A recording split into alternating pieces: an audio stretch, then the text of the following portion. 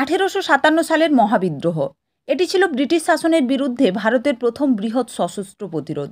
তাই তো বিনায়ক দামোদর সাভারকর বলেছিলেন যে এটি ভারতের প্রথম স্বাধীনতা যুদ্ধ। মহাবিদ্রোহ বা সিপাহী বিদ্রোহের সূচনা হয়েছিল 1857 সালের 10ই মে মিরাটে, এবং এই বিদ্রোহের সময় ভারতের গভর্নর জেনারেল ছিলেন লর্ড ক্যানিং। দেশের বিভিন্ন স্থান থেকে নানান ব্যক্তিত্ব এই বিদ্রোহে নেতৃত্ব দিয়েছিলেন। যেমন সিপাহী বিদ্রোহের প্রথম শহীদ মঙ্গল পাণ্ডে নেতৃত্ব দেন ব্যারাকপুরে, বিহারে নেতৃত্ব দেন কুনওয়ার সিং, কানপুরে নেতৃত্ব দিয়েছিলেন নানা সাহেব, লখনৌতে দিয়েছিলেন বেগম হজরত মহল এবং ঝাঁসিতে দিয়েছিলেন রানী লক্ষ্মীবাই। এই বিপ্লব সফল না হলেও এটি যে ভারতের স্বাধীনতা সংগ্রামের ভিত্তি তৈরি করেছিল সেই ব্যাপারে কোনো সন্দেহ নেই, এবং আমরা বলতেই পারি যে পরবর্তী স্বাধীনতা আন্দোলনকে এটি অনুপ্রেরণাও জুগিয়েছিল। তো আমাদের এই ছোট্ট উপস্থাপনাগুলো তোমাদের জন্য কতটা হেল্পফুল অবশ্যই প্রত্যেকে কমেন্টে জানাবে, এবং এই ধরনের আরও ইনফরমেটিভ ভিডিও পাওয়ার জন্য প্রত্যেকে আমাদের চ্যানেলটির সঙ্গে যুক্ত থাকবে।